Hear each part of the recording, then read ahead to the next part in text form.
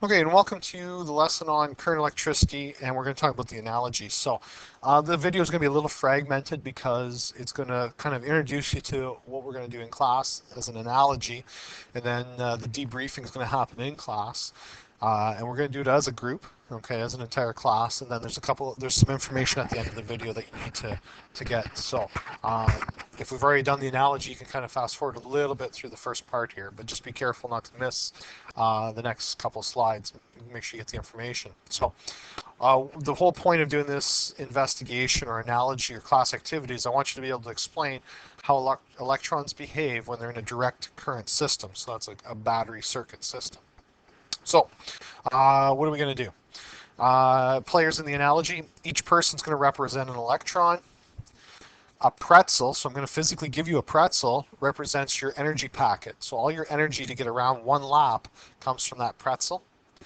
Our chair is going to represent a resistor of unit value. So we're going to be talking about, instead of resistance, we're going to be talking about chairs, and that's where you need your energy. So what are some of the rules? You can only take one pretzel per pass. So the voltage, if we have a 12-volt battery, you would take 12 pretzels. So I've got a 1-volt battery or a 1 pretzel battery, so you can only take 1 pretzel per pass. You can never, ever, ever return to the bowl with any pretzel left. So that means you have to consume your entire pretzel throughout your trip through the circuit. You must take equal bites from the pretzel. Okay, so if you are going over one chair and then you go over another chair, you have to take equal size bites. And it is impossible for you to step over a chair without taking a bite from a pretzel. For you to do work, get over a chair, that means that you have to do work. You need energy. The only source of energy you have is that pretzel. So you have to eat the part of the pretzel to get over. And for this, I want you to maintain the same order in the lineup. And we'll talk about that a little bit more when we do the analogy. And it's more or less to give you a feel for what's happening. All right. So that's what we're going to work on, or that's where we're heading today. Or at some point when you're watching this video, you may already have done it, so you don't have to worry about this section. When I move to the next slide, that's when it gets a little bit more important. So we're going to do this debriefing in class. What did we know? What did we learn about current? We're going to talk about voltage and current as well. So as we move through, this bottom portion is what's important for us in terms of the video. Kirchhoff's current law.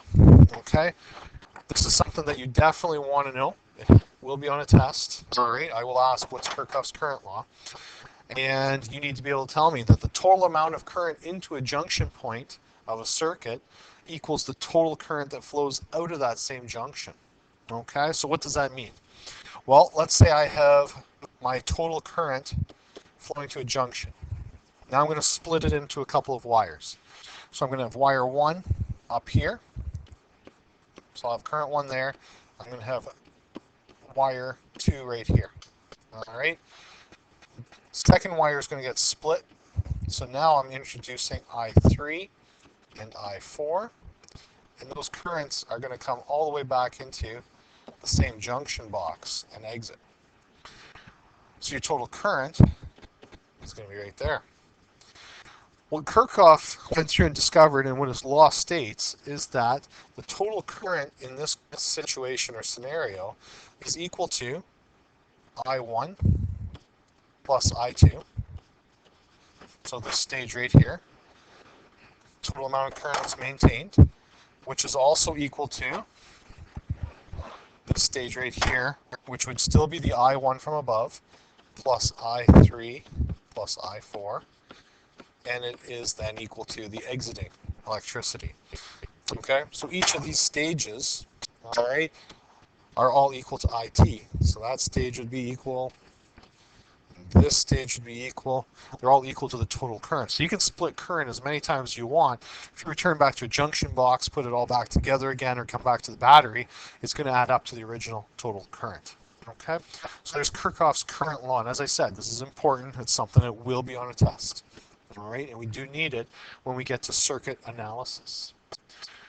So now we're going to talk about voltage. We would have done this in class. You would have completed that.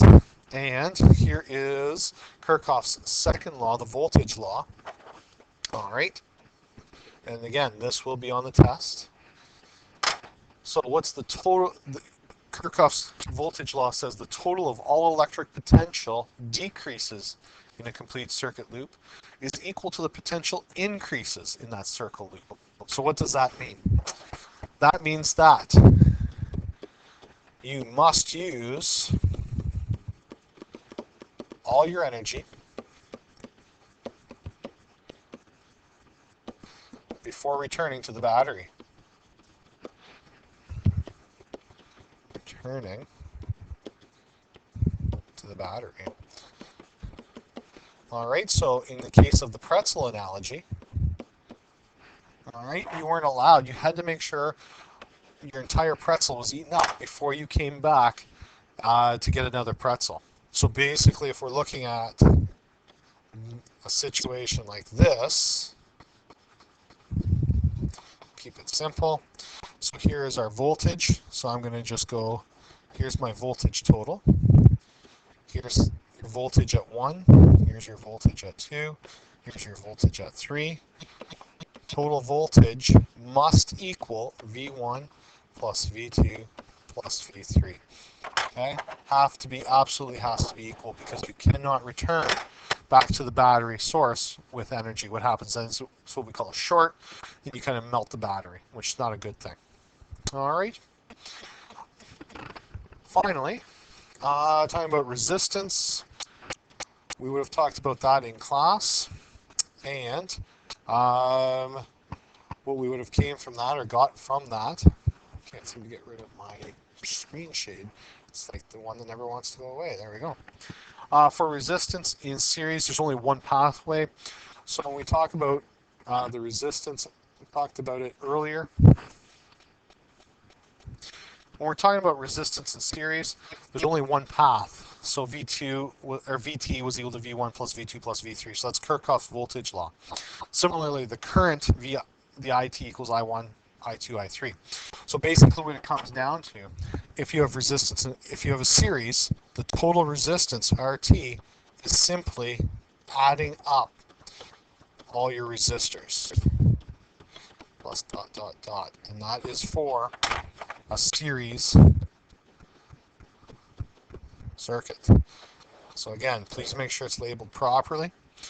What happens though when we run into parallel? Well, this is where that formula, the 1 over RT equals 1 over R1 plus 1 over R2. Oops, that's actually what I'm going for, what the formula will be. So in that resistance, when you're dealing with parallel circuits, this will be the formula you have to use. So it's only for resistors that are in parallel. Okay? So that will give you your resistance. I'm not going to go into the mathematical proof on that, because you'll fast forward through it anyway. All right. So where does that take us? That takes us to a couple of circuit drawings. Basically, what I just want you to know a couple of the base ones here. We're not doing a whole lot of drawings. I don't get too creative at this level because I'm more worried about you being able to do the math. So just quickly going through some of the symbols. The cell, one cell, looks like this. You have a large bar and a small bar. Okay. And in physics, positive and a negative. If I want a battery, it's made up of a series of cells.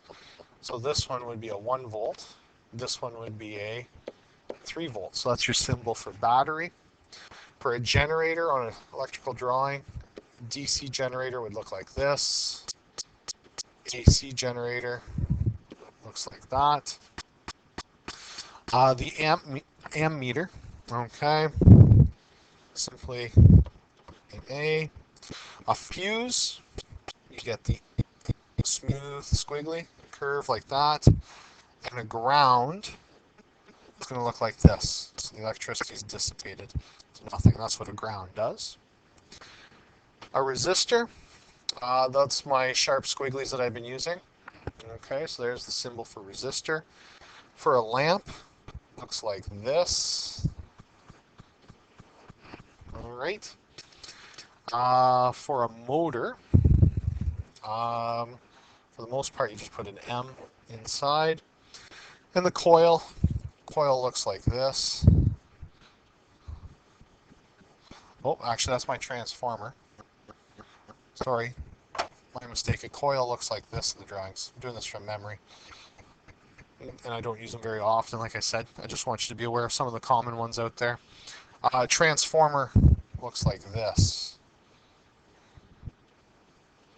Alright, so just different symbols they use. Your voltmeter, look like that. Switch open, and switch closed, be like that. Okay, so there's some of the basics with that. So, like I said, the major portion of this is the analogy and being present for that. The rest of this is just information, summary information. So, no homework associated with that. It's kind of an introductory process here. So, if you have any questions or anything clarified, please let me know. And if you're not sure with that analogy that was done in class or will be doing in class, please make sure you ask questions to make sure you have an understanding of how that works.